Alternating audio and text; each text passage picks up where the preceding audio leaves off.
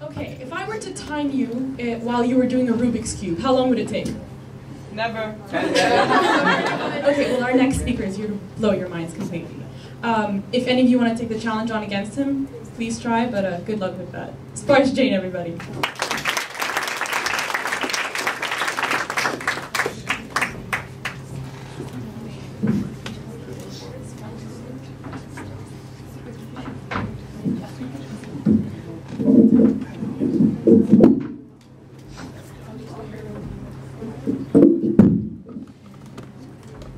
Good evening, ladies and gentlemen.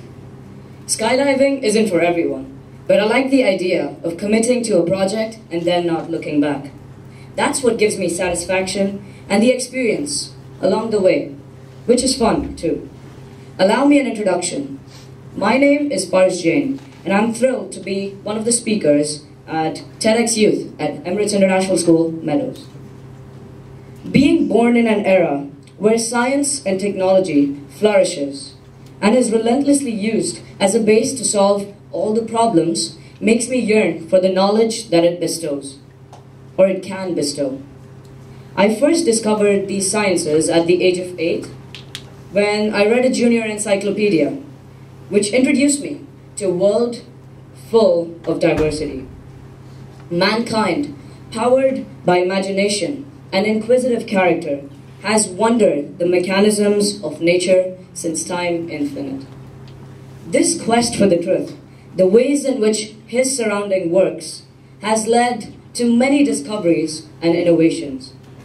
Science, with its ever-changing phenomena, plays a vital role in everyday lives, and having to share ideas on this very stage today will act as a stepping stone to my passions as a thinker and an inventor. This interest has fired in me the desire to participate in TEDxYouth at EISM Meadows. As you all can see over here, I have a colorful toy known as the most notorious, the most annoying puzzle anyone has ever created since hundreds of years, the Rubik's Cube. I would like to now challenge anyone in the audience not to solve the cube, but to jumble it up.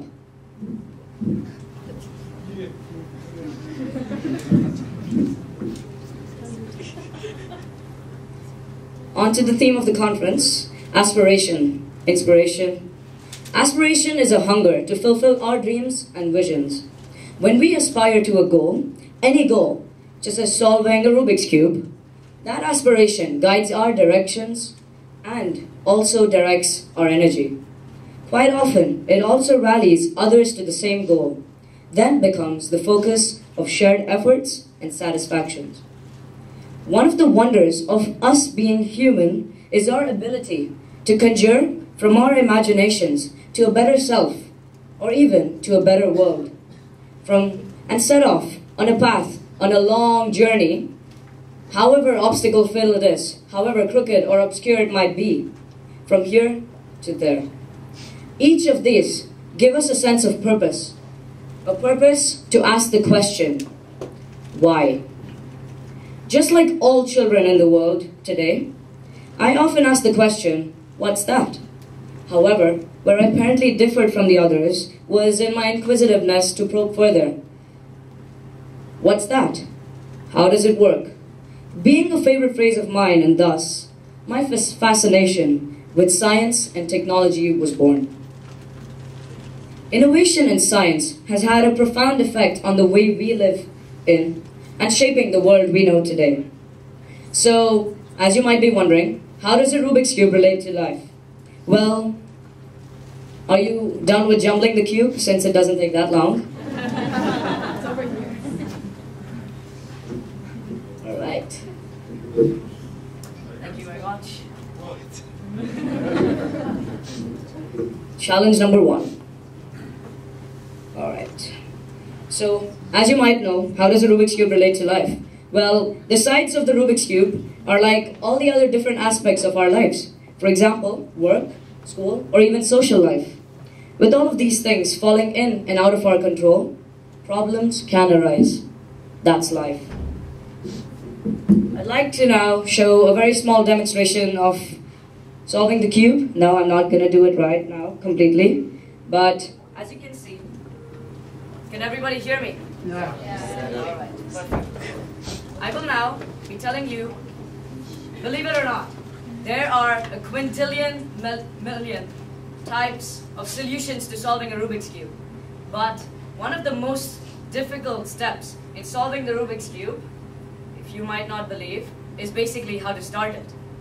As we can see, there are 6 sides, 6 different colors, all in different combinations and different ways. We don't know how to approach the problem. We don't know how to start it. And now, we might think, alright, so we have 6 different sides, what should we do?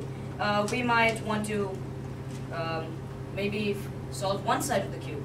Yes, that is one of the ways that many people in the world actually do. And I will be right now solving one side of the cube and right in front of you. And you might feel that when we start off on an invention or we are going towards a project and we start off with our first goal, what we always do is set short-term goals or set small goals in order to achieve the bigger goal or achieving what we know as the bigger picture. Now, as we keep going on and solving the cube and practicing, one thing that we realize is that our timing gets faster. That's because we get more and more efficient according to time.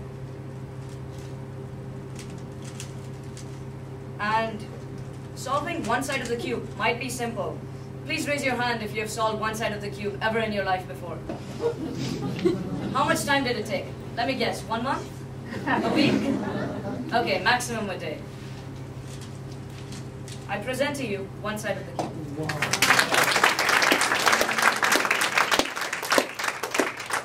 I'd like to move on to the next aspect of us solving the cube. It's known as the layered approach.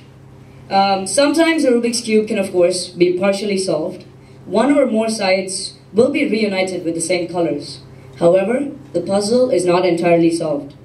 I have attempted to solve a Rubik's Cube 100 times, and I can attest that the experience is halting. It's so rewarding to even align a row, let alone an entire side of the cube perfectly. And it's hard to tamper with even the slightest glimpse of perfection on one side to work on the other sides. Ladies and gentlemen, a partially solved Rubik's Cube relates to life. When a person is so focused on specific aspects of life, it is very possible to solve those sides of the cube. Although these sides may feel perfect, it is only temporary and only encompasses and comprises a part of the whole cube, not the entirety. Even that small glimpse of perfection gives us a strong enough feeling of satisfaction to keep us from shifting anything around. The slightest shift could open up a doorway to failure, or it might even lead to success. As we were finished with one side of the cube, what we regularly do is known as algorithms. These algorithms are basically steps in which you can go towards solving the rest of the cube.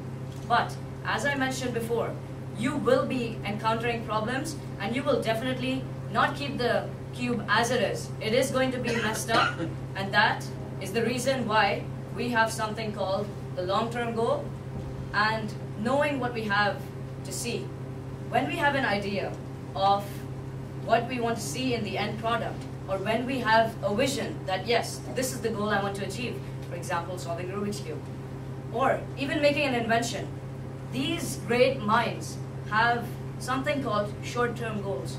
What they go by is the layered approach, because when we make these small goals and work towards them, it increases our efficiency, it decreases our time, and also increases our productivity.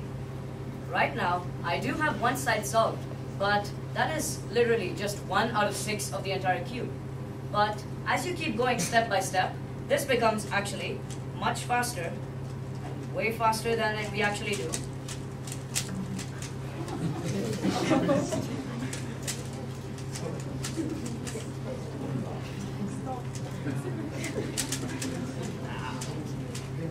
And what we achieve after doing all those multiple algorithms, believe it or not, there are 52 that you might want to memorize, or use my method, which I can teach you right after this event, is basically finishing up with the second layer of the cube. First side is still solved. We then move on to the next step, is basically getting some more sides of the cube which is aligned. Because you know, when you have that slightest glimpse of perfection, it might make you overconfident, or actually might give you that extra boost to go towards the end and get your goal. And right now, I will finish another side of the cube very soon. And that is the yellow side.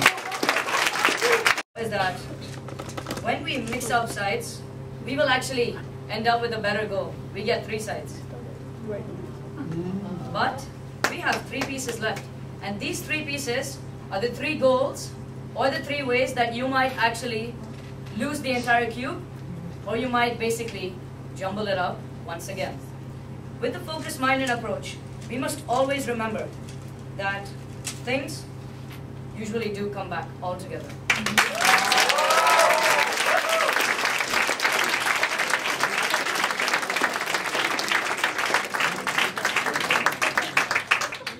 In final words, I'd like to quote a very popular quotation from the movie The Secret Life of Walter Mitty. To see the world, things dangerous to come to see behind walls, draw closer, to find each other and to feel.